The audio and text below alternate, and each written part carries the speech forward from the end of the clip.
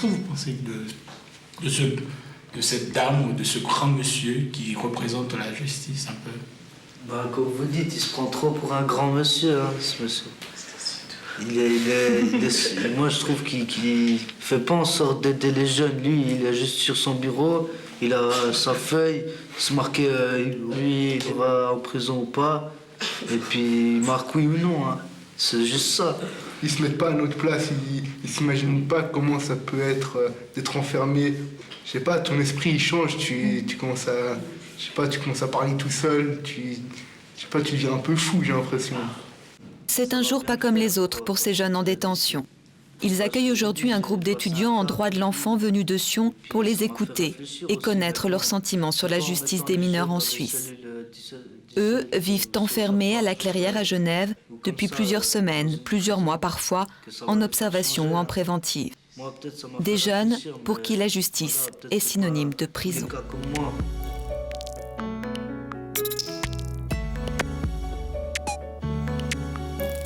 Est-ce que vous avez l'impression que vous avez une vie privée, intime? Ouais, il y a quand même une vie privée, mais bon, c'est quoi? C'est une vie privée de 2 mètres sur 3.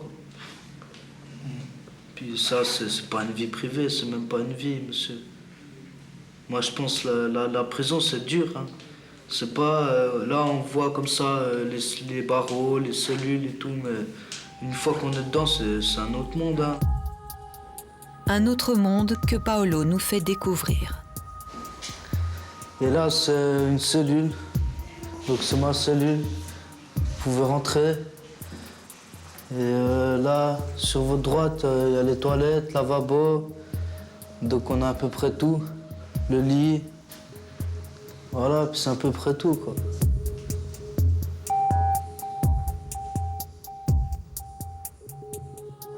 On est tous nés avec la liberté. Hein.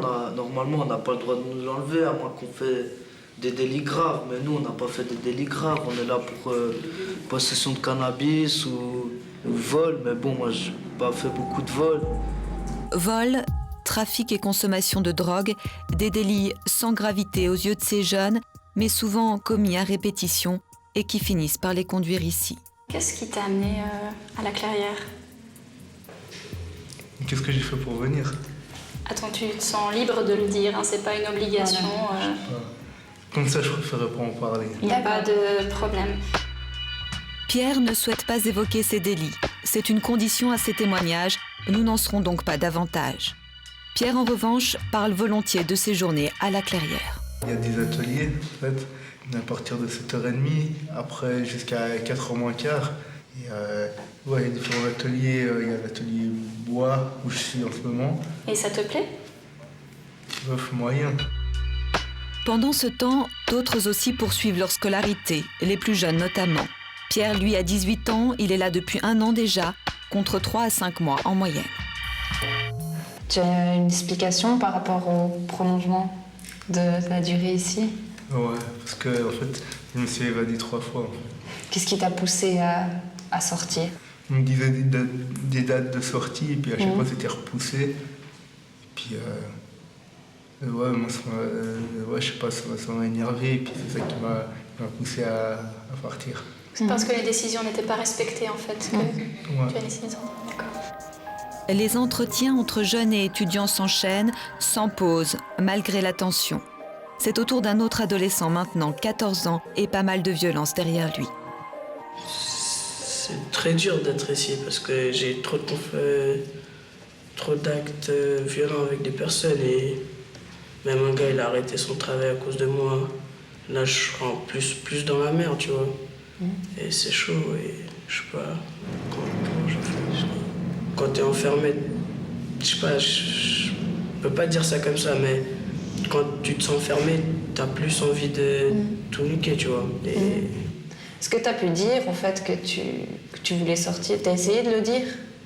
Que tu voulais sortir et ici, je suis hyper actif. Et vraiment, je dois sortir plus de ma cellule pour me défouler. Face aux étudiantes, le jeune se contient. À plusieurs reprises, pourtant, il raconte avoir explosé et s'en être pris physiquement ou personnel. C'est la meilleure des choses. Et c'est tout. Une violence de plus en plus présente à l'intérieur comme à l'extérieur de la prison. On pose. Jean-Michel Gottardi est le directeur de la Clairière depuis 10 ans. Il a vu cette violence grandir au fil des années. La plupart des délits sont des délits avec de l'agressivité, de la violence.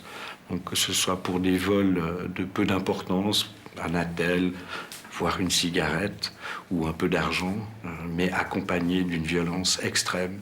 Et c'est vraiment quelque chose qui est en augmentation importante maintenant. Quelle est la vocation de l'enfermement pour ces jeunes-là? Un mineur qui dépasse les limites et qui passe à l'acte, c'est vraiment un sentiment de toute puissance. La loi n'existe pas. La manière d'être enfermé, c'est quand même un peu un choc de tout d'un coup se rendre compte qu'on peut être privé de liberté, qu'effectivement la porte ne s'ouvre pas quand on a envie, et qu'il y a des adultes qui sont là pour des remises en question. Des adultes ou comme ce jour-là des étudiants, l'occasion peut-être d'une prise de conscience réciproque. J'étais très touchée par ces jeunes, par la manière dont ils se sont livrés, dont ils nous ont fait confiance. C'est un exercice qui n'était pas forcément évident, j'imagine, pour eux. C'est vrai qu'on a l'impression de leur avoir donné ce moment. Et on sent qu'ils sont en manque de paroles, ils sont en manque de relations. Donc oui, à ce niveau-là, on a l'impression de leur avoir apporté quelque chose. Pour ces étudiantes, la parenthèse prison se referme. Retour en territoire connu, à Sion, à l'heure d'un premier bilan avec le professeur Jaffé. C'est lui qui est à l'origine de l'expérience et de ce master en droit de l'enfant, sans équivalent dans le monde. Oui, il y en a un qui a dit qu'est-ce qu'il voulait une meuf et une Porsche ou quelque chose.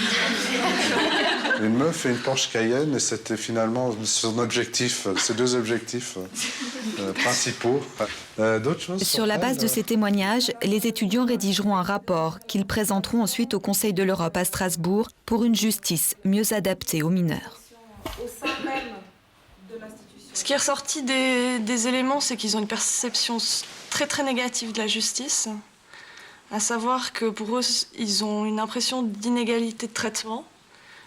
D'abord, il faut dire que les adolescents qui ne commettent pas de bêtises et des infractions, ce sont des anomalies statistiques. Pratiquement tous les adolescents font quelque chose d'interdit à un moment donné. La vaste majorité ne se font pas attraper ou c'est pas trop sérieux.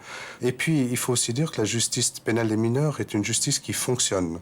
Forcément, dans les médias, souvent on voit les cas sensationnels du jeune qui a commis un crime très grave à 2-3 mois de sa majorité puis qui s'en sort à peine écorné par une petite peine de privation de liberté.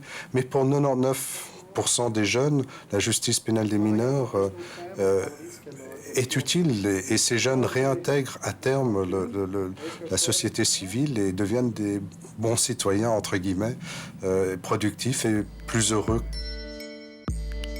Plus heureux. Les jeunes le reconnaissent en effet au fil du temps. L'enfermement leur sert de leçon. C'est une obligation de changer.